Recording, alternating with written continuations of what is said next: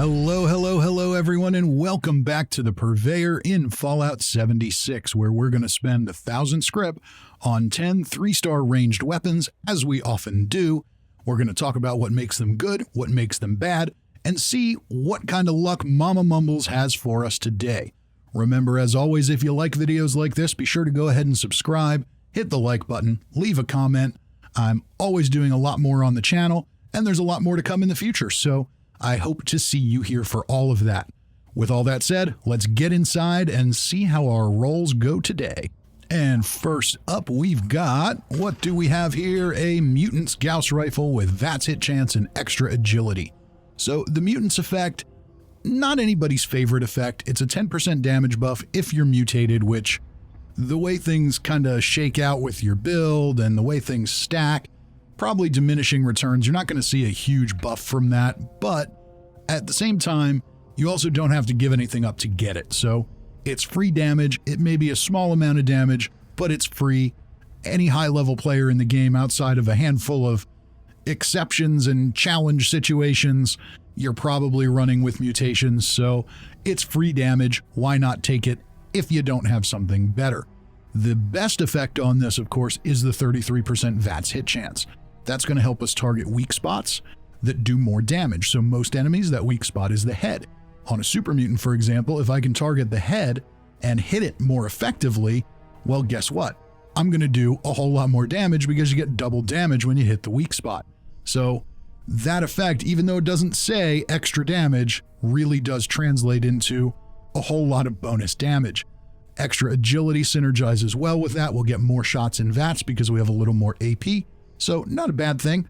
There are definitely effects that could be better than that, but okay, I'm good with that one. Let's see what we've got next. Next up is a Medic's submachine gun with VATS hit chance and faster reload. So yeah, I'm not a huge fan of the Medic's effect.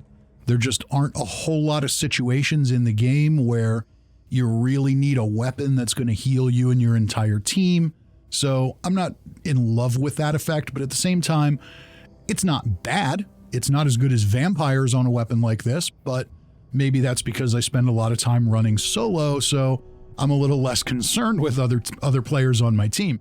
But, if you want to play that team medic type build, then this could be an effective weapon for that, because it's a lower damage weapon, so you're going to be doing more shooting. You're going to land more shots on your targets and get more opportunities to get those VATS criticals and heal you and your group. VATS hit chance again, just like before, basically free damage if you're using it effectively and targeting those weak spots. 15% faster reload, always a good thing. The submachine gun isn't a particularly slow reload weapon, but making it a little faster, well, that never hurt anybody. And next up is a bloodied black powder pistol with limb damage and faster reload. So 15% faster reload on a black powder weapon, that's definitely a good perk to have. If you're into the black powder weapons and you really like using them, then being able to reload them faster makes a huge difference because they take forever to reload and you have to do it in between every shot. So that's a pretty effective legendary perk to have on a black powder weapon. Limb damage, not a huge fan of limb damage on this weapon. This is the kind of weapon that you really hope you're going to kill your target in one shot, because if you don't, it's going to spot you and it's going to come after you and it's going to murder you before you get it reloaded. So limb damage, not super effective here. The bloodied effect on this weapon, of course, very good. Bloodied is king of the hill in terms of damage, so that works great for a weapon like this, simply because you'll want to kill things in one shot, and the more damage you do, the more likely you are to do that. Unfortunately, it's a black powder weapon. At least for me, I'm not a fan. They're just too slow. They're kind of fun to pick up and use every now and again, but it's not the kind of thing I'm going to use often. And now we've got a fixer. Ignores 50% of armor, 10% damage while aiming, and extra perception. So basically, we've got an anti-armor fixer. That is pretty damn good. So the fixer, of course, is one of the most desirable stealth commando or stealth rifleman weapons in the game, because while it gets, in this case, 3 legendary stars, it also has 2 other effects and 1 unlisted effect. So number 1, people often refer to the fixer as a combat rifle with a different paint on it. That's not true. Yes, it uses the same mods as a combat rifle, and it looks the same as a combat rifle, but the core difference is the Fixer does 20% more base damage than a combat rifle. So anybody who tells you it's just a combat rifle with a different paint on it, yeah, they're wrong. They just are. That's the way it is. Now, the other benefits here, you get improved stealth. So basically you get an extra harder to detect while sneaking perk going on. Of course, there are diminishing returns on that, like there are with everything in the game, but that might allow you to take one less sneak perk card. It might allow you to move a point from one thing to another. There's any number of things that can do for you.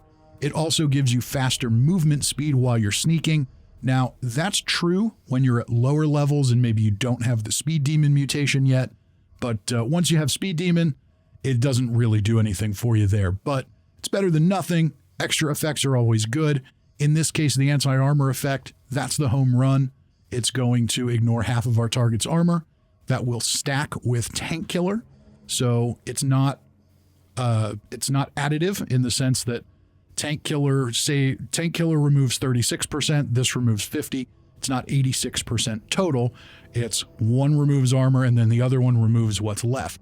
But it's still very effective, especially against bigger, tougher, tankier enemies that have really high damage resistance. So anti-armor, definitely a good effect to have. 10% damage while aiming. It's not a bad thing to have, but in my experience, I don't really notice a difference with it, especially since one Wasteland. Maybe that's just because the way things stack, it's just not significant anymore. But I would definitely personally continue to use this in VATS. But if you are someone who manually aims, then maybe that's good for you. Extra perception, on the other hand, the main benefit there is that's going to give us a slight increase to VATS accuracy. So that's a good thing all around. But the big one here is the anti-armor effect. This one, we might see this in a weapon video in a week or two here. I'd like to take a closer look at this one. Definitely a good roll. Let's see what else we've got today. And next up is an Executioner's Gatling Plasma with limb damage and faster movement speed while aiming. So this is another interesting one. The Executioner's effect I've come to really like since One Wasteland. It didn't change. It stayed the same as it ever was, but with the way the damage effects changed on everything else, Executioner's has started to shine a little bit because it does seem to still be multiplicative. Bethesda, if you're listening, don't fix that. It's good. Stop it. Stop it right now. Anyway, let's get back into it. So basically what it does is on your bigger, tankier enemies that take a lot of shots to take down, when you get them to the tail end of their health bar, you do a lot more damage. That's significant in a weapon like this that isn't a super high damage per shot kind of weapon. That's going to be really effective. The limb damage effect here, while I'm not usually a fan of it on rapid fire weapons, it's not a bad thing. If you're taking on a crowd of super mutants, for example, or a crowd of ghouls, you can shoot at the ground, shoot at their legs, and do a little bit of damage to slow that mob down before it can get to you. Faster movement speed while aiming. I'm not a huge fan of that, but I guess it doesn't hurt to have it. Not a bad thing to have, not an amazing thing to have. Let's keep moving. And oh, Mama Mumbles, what did I do? Well, there's got to be a bad one in the bunch somewhere, and this is the definition of a bad one. So, the Flamer can certainly be a fun weapon to use, but it's not one that you're going to use in VATS, so the Stalker's effect is 100% pointless on this weapon. And on top of that, I'm not convinced that it actually does anything anyway. We've tested a Stalker's weapon before, and I didn't really see it doing anything. So, so that's a dud. Bashing damage increased by 40% is another big old who gives a damn. Bashing damage in Fallout 76 is basically nothing. So increasing that nothing by 40% still leaves you with slightly more than nothing. Completely pointless. Would be useful maybe if it was bashing speed or bashing range or something like that, but it's not, so it's worthless. 50 damage resistance while aiming. I mean, it's not a bad thing, but with a flamer, do you really aim a flamer? I don't. These are hipfire weapons, so All three of these effects on this weapon are completely useless. I can't see a positive to any of these, so we basically got a non-legendary flamer from Mama Mumbles. It's going to be one of the first to go back in the Scrip bin. That's a damn shame, but hey, it's what we got. Let's move along. And now we've got a Mutant Slayer's Ultrasight Gatling laser with VATS hit chance and VATS critical meter filling 15% faster. So I'm going to say it. VATS perks on heavy guns, I think, are a waste of time. I don't think there are a whole lot of heavy gunners out there that are relying on VATS, so not really doing a whole heck of a lot for you. Feel free, if you are the 1 in 1,000 people out there who are a heavy gunner and you rely on VATS, feel free to chime in the comments and tell me all the ways I'm wrong about that, but the vast majority of heavy gunners are not relying on VATS. It's not an agility heavy build. So yeah, don't love those effects. The Mutant Slayer's effect, well, that can be useful, especially now that we have more room in our stash. So if you want to have a weapon like this that's specialized for certain tasks, you can do that. Chances are you'll find something better than this one, but having a Mutant Slayer's weapon with some other good effects on it for daily ops and for farming West Tech and things like that, not the worst thing in the world to have. This one, probably not the winner for the one you're going to keep, but, okay. It gave us a chance to talk about that. Let's move along. What's next? Okay, this is a little better. This is definitely a little better. All right, so we've got a Vampire's Assault Rifle with bashing damage and 250 damage resistance while aiming. So, what's the good here? The good is Vampires.